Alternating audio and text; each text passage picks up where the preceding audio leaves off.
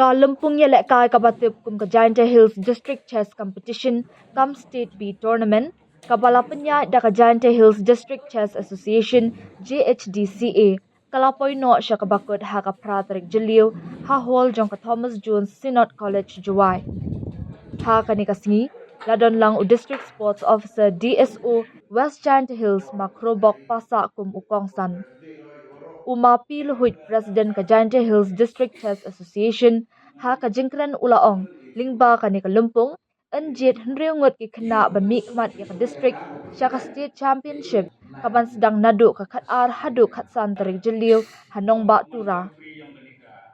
Uma Krobok Pasa ha ka jingkran ulaay kublay ya ka Giant Hills District Chess Association kabala penlong ya ka ni kalumpong kabalong ka jingela ka kabapun pro ya ka jabing jong une kabrio. Ulaong baka mighalya kalakiw ha hakaba haus ng baladam kalalaban penlong ya kalumpong international level haslong. Ha ka ni kasngi laas ngob haru ya ki khusnam siya ki arngot ki kena kentay ki baya shimbanta ha ka ni kalumpong kumju ya ki kena ki ba hapo khalai snam bat khat news nam karta.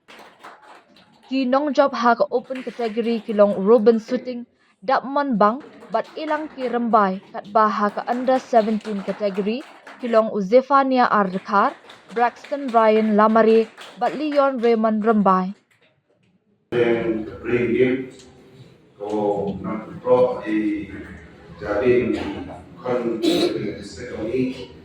we orang kubi di lagi di pos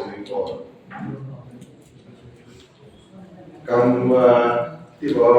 kalau apa berarti dia kata ni kalau di competition kalau ke stadium ni tinggi kompetimen untuk international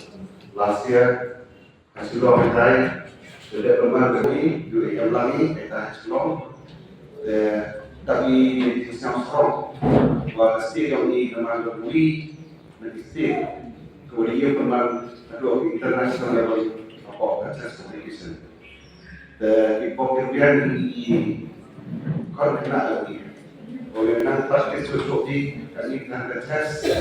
untuk mengambil game menjadi benda menjadi praktis apa internet menjadi juga mobile phone itu untuk di orang angkat untuk promote kira apa phone ini apa komputer praktis nang boleh game usman pura orang mana state level dan ini yang ada district sports officer dari district ibok ibrian nak oleh cinta dia mulai memang cukupi dia mulai surprise di dia rapi prom yang district ini maybe for Singapore congratulate orang kita cinta di competition mereka mau itu aduh kita terhadap the LPC kita tenangnya